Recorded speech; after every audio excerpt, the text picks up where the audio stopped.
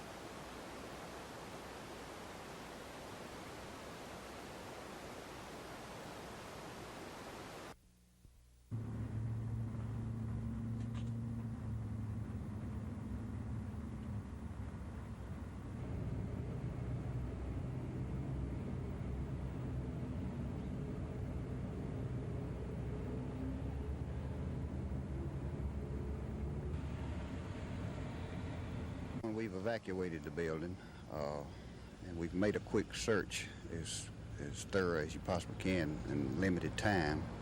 And right now we've decided to pull our people out of and wait until after the deadline. Now the call came into the Montgomery Fire Department about 20 minutes after 12, and it gave a 90-minute explosive time, and that would make it about 10 minutes till 2.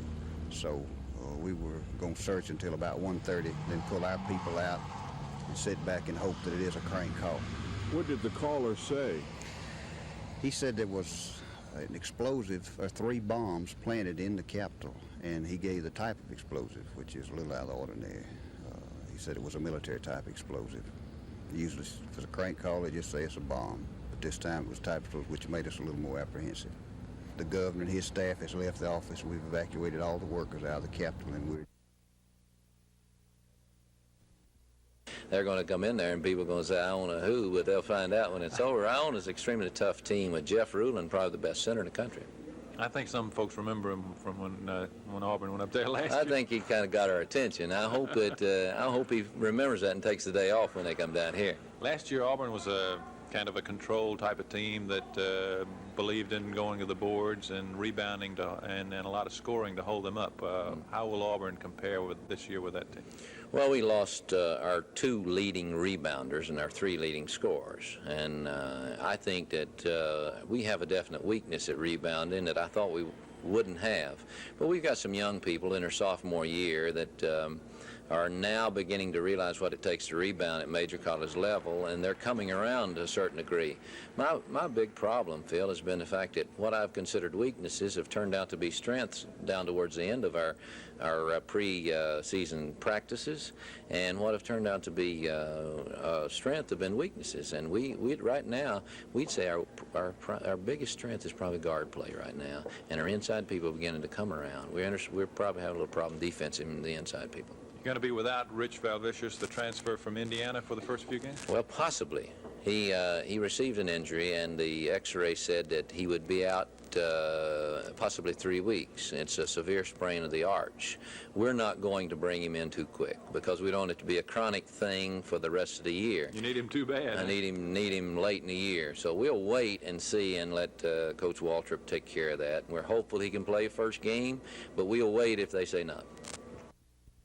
We just got that order this afternoon, and our people are looking at it. We hope that the wording of temporary restraining order does in fact mean temporary. Now, what's your feeling on that order?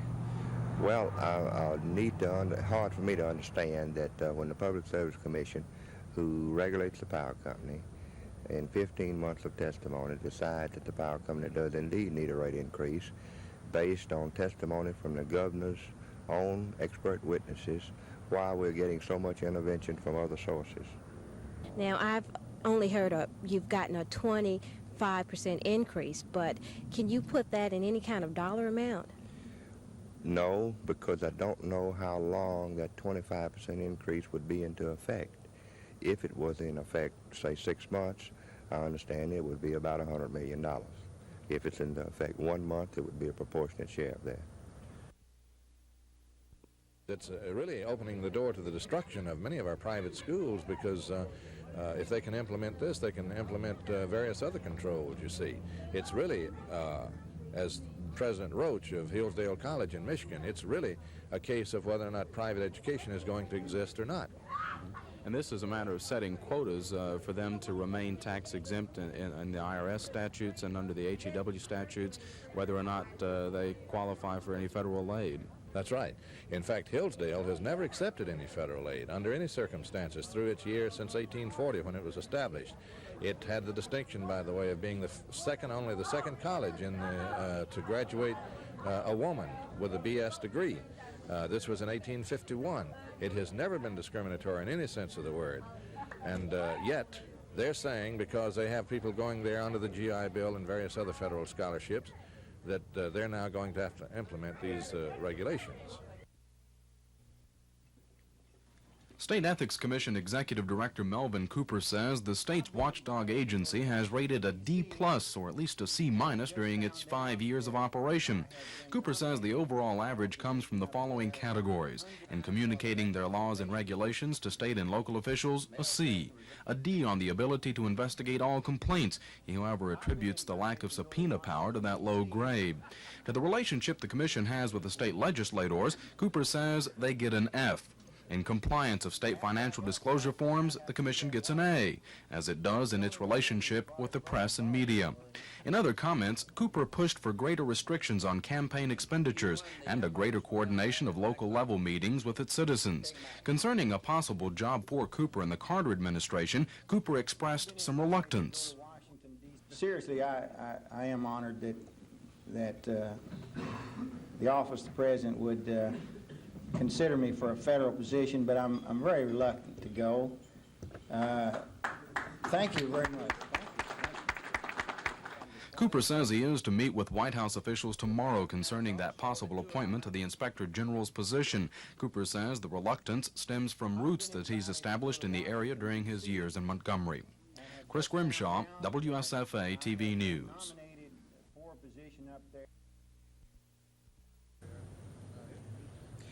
43-year-old Bill Orr was married for 18 years. He lived with his wife in Opelika. They divorced in 1974. His alimony payments were $1,600 a month. In 1976, he said he could not afford to pay them, and he filed an appeal against the state alimony law. His attorney is John Capel of Montgomery. The Supreme Court heard Orr's case yesterday. Norman, the main issue before the United States Supreme Court yesterday was on the issue of our alimony statutes, which we asking the court to hold unconstitutional due to the fact that men, because of their sex, are the only ones who are obligated to have to pay alimony in our state of Alabama. What we were raising the issue with is that we say to the court, let Alabama decide on a case-by-case basis as to who should have to pay alimony, be it the wife, be it the man, for how long, for how much. We're asking the court to allow the man to come into court for the first time on an equal footing with the female. We're asking that the scales of justice not be tilted in the favor of the woman. Consequently, we will know in approximately, I guess, 3 months as to whether or not they will declare our law unconstitutional. And if they do, this does not mean that women will still not have the right to receive alimony, but for the first time in the history of the state of Alabama, the man will come in and possibly, based on the factual circumstances, will be able to seek alimony himself. The main issue is whether or not women should pay alimony in some divorce settlements, as men do in all settlements here in Alabama presently. It is now up to 9 men on the United States Supreme Court to decide whether or not women are inferior here in the state of Alabama, or whether they are equal to men in divorce settlements. This is Norman Lumpkin, WSFA TV News at the Montgomery County Courthouse.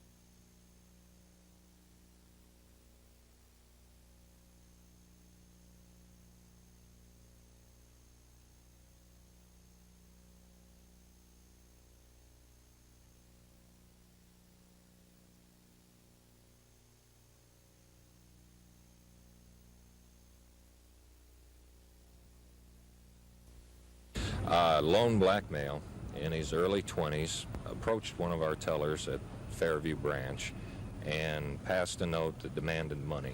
The teller complied with his request, and after he'd received the money, he turned, left the bank, and fled on foot through the parking lot.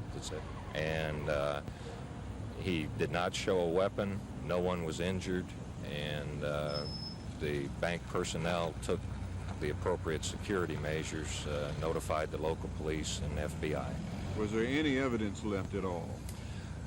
At this time, Norman, I don't know. That area has been cordoned off by the police, and their technical experts are in there, so bank personnel, of course, are not allowed to get back in there. Have any idea how much money was taken? Not yet. The auditors are on the scene, and we hope to know shortly the exact amount of money that was taken. Any similarity between this bank robbery and several others that have struck your bank? Yes, the method used, the passing of the note, and the fact that he did turn and flee on foot is similar to the previous 2 robberies.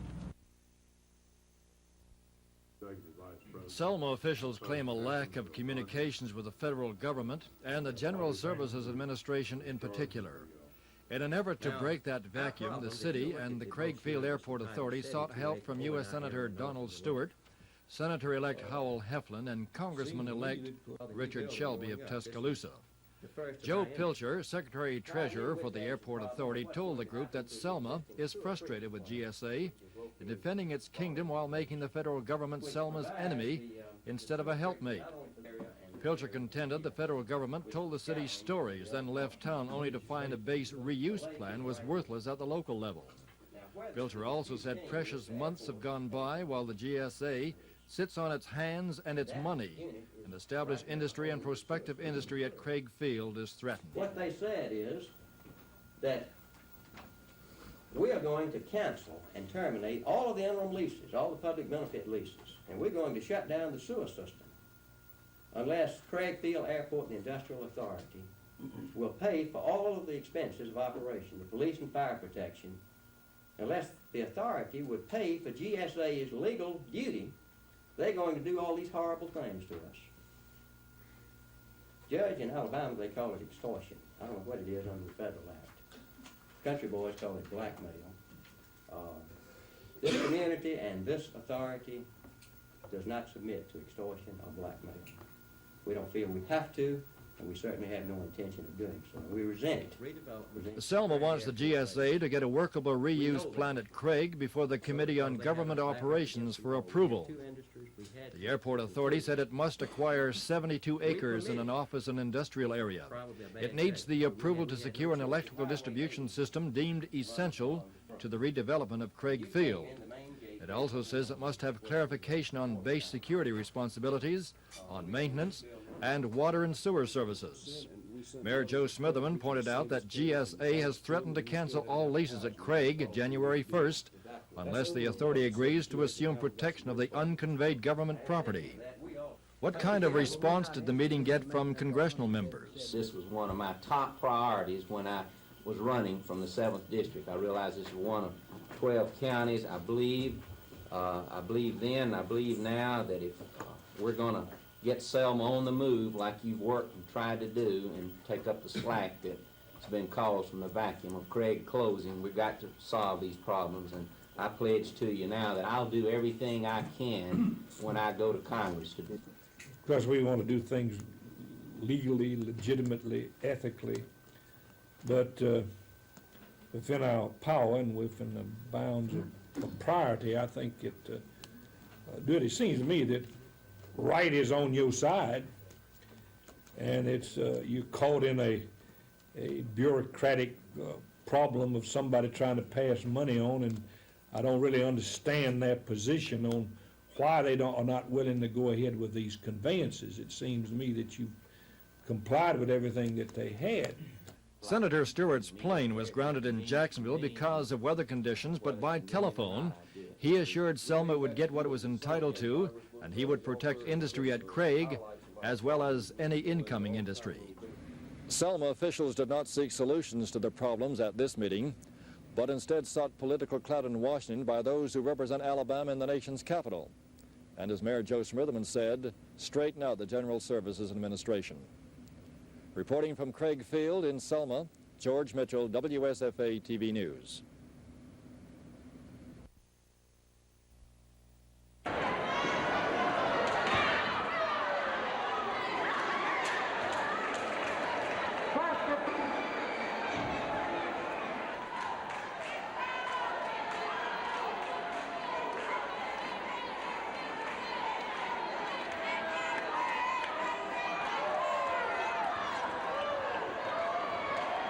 Played every day, pickup game, 2-on-1, 2-on-2, 3-on-2.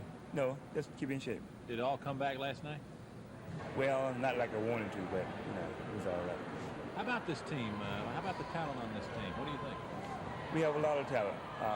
We'll be full strength in January when the other guys from Kentucky State will play. You're kind of looking forward to that, huh? Oh, yeah. How would you assess your play last night? You scored a lot of points. How about the overall game? Well, yeah, I did score a lot of points, but I didn't like my rebounding at all. I got my hands on a lot of balls, but couldn't pull them in. But that will improve in the future. How is it now with the new coach and the new system and everything? Well, everyone's very enthused about it. He's bringing in a new system, new guys, and everybody anxious to play. You think that the students have accepted this team? Yes, they have.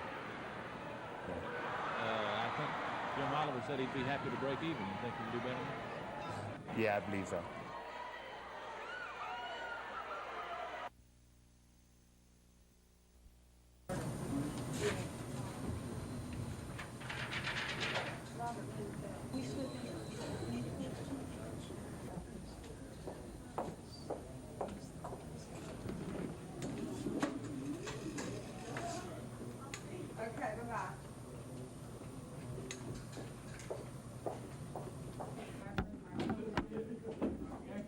coming up much quicker than we had anticipated, but we'll be ready. Now, the legislature says that they don't want to make a decision. The Supreme Court says... Or the legislature made a decision. Okay. Now, it is in the hands of this court. Why has it taken so long for somebody to make a decision? Well, the legislature made a decision every day it was in session while Tom Reed served in the legislature. He performed in every way like a legislator. He was chairman of a committee. He voted. The legislature made the decision in the only way that it had available to him, that he was a qualified, eligible member of the legislature. And it is in the jurisdiction of the legislature to expel a member by the Constitution.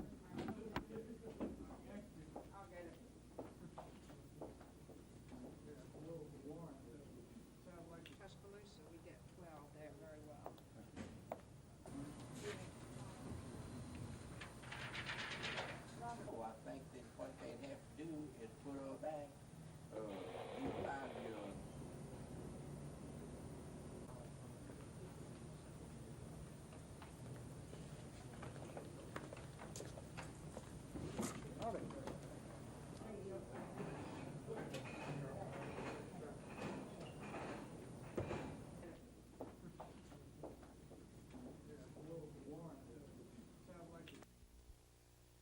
Huntington College was the site of a candidate forum tonight for those running in the December 12th special election for the City Council post from District 7.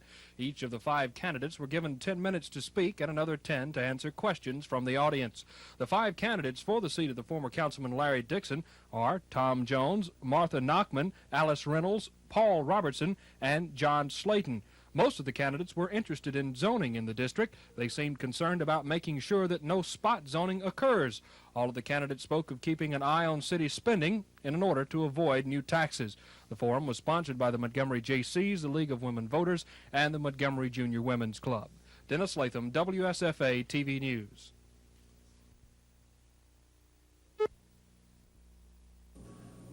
43-year-old Richard Lee Lewis, who lives in Elmore County, lost his left arm just above the elbow 9 days ago in an industrial accident. The arm has been reimplanted by a team of surgeons at Montgomery's Jackson Hospital and Clinic. Lewis said he was in the process of cleaning a piece of machinery when the accident occurred. Today, he's feeling much better about his condition than he did when he walked calmly to his foreman and told him that he needed to go to the hospital. I felt bad about it, but I knew there wasn't nothing I could do about it at that time. Of course, I just figured I had to lose the arm, whole arm. You feel pretty good, though, that it's back on. You better believe I do. Are you feeling any sensation over there with the aid? Yes, sir. Yes, sir. Mm-hmm. Sure, yeah. That one finger there, I can feel good in, real good. The team of surgeons who performed the reimplant of the arm credit quick action at the scene of the accident by paramedics with making the operation possible. The paramedics, I feel, did an excellent job in that they were thinking about the possibility in advance of reimplanting the man's arm, and they did handle the severed arm quite well, and they got him here quite quickly. As a matter of fact, I knew that the patient was on the way some 10 minutes before we arrived in the emergency room. Of course, the immediate problem is to reestablish the circulation as quickly as possible and to stabilize the fractures which are involved. In general, you have about 6 hours to reestablish the circulation. We usually go ahead and, as quickly as possible, stabilize the fractures. Then the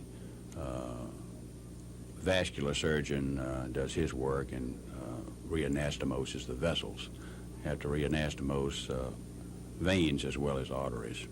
So it's imperative that a patient get to a hospital as quickly as possible to make this type operation successful. That is correct. Also, the severed extremity must be handled properly. The operation took approximately 8 hours, and there were 3 surgeons involved. Lewis lives in the Redland community near Wetumpka. How does his wife feel about the situation compared to 9 days ago? Well, today's she's smiling. George Mitchell, WSFA TV News. Hundreds and hundreds of blackbirds in the county have picked out several areas that they roost in at night. One of the areas is within 20 yards of townhouses in the Landmark subdivision. Besides the noise of the birds and the stench of their droppings, the residents are worried about possible histoplasmosis, a disease which develops and grows in the highly fertilized dirt below where the birds perch. We really are at a point now that we don't know what to do. We have contacted them and they say they're working on it, but in the meantime we are still very frightful that some of our neighbors and children and even our animals could contract some of this disease. The Montgomery County Health Department has verified the problem, but has itself been unable to make any overt moves to eliminate the problem. Mr. F.W. Aldridge, who would not be interviewed in front of our cameras, says all they can do is pass it on to the U.S. Department of Interior. On December the 6th, a U.S. Fish and Wildlife Department representative will survey the area for methods of removing the birds, or at least their bamboo nesting area. Recently, construction workers at the Alistar food plant site contracted histoplasmosis from spores left on the ground by a flock which had nested in the area. Over a dozen workers and nearby residents were confirmed to have contracted the disease, which affects the human respiratory system and in rare cases can be fatal. It'll be another couple of weeks before any positive direction can be taken in eliminating the bird problem. Eliminating both the roost behind me and decontaminating the ground below will be an expensive process, expensive to the landowner and not to the county, state, or federal officials. For the residents who live nearby, there's no preventative medicine, only the advice to stay indoors when the birds leave in the morning or return at night, and hope that the histoplasmosis spores are either not there or aren't stirred up. At the Landmark subdivision, Chris Grimshaw, WSFA TV News.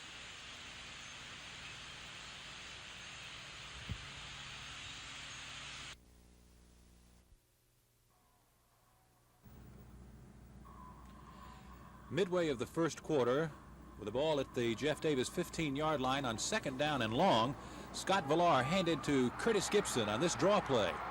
The Gip made a fine run here, cutting to the outside and going all the way to the Vestavia 46-yard line.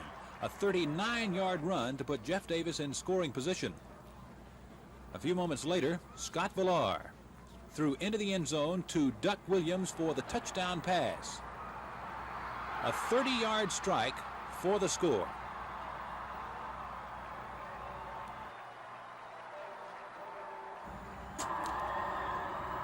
Neither team could move the ball in the third quarter, so it went to the fourth quarter with the Vols leading 7-0. At the 18-yard line, senior running back Ferris Curry made this spinning, driving run to the 7-yard line to set up Jeff Davis' second touchdown. 3 times they hit inside to the half-yard line, and on fourth down and a half-yard to go, Willie May took it in for the second touchdown of the night. Woody Trotman's point made it 14-0. The Jeff Davis Vols picked up another late touchdown to go on to win their 14th straight game of the season. They've led the polls wire to wire, and they've won their first state football championship. This is Phil Snow reporting from Legion Field.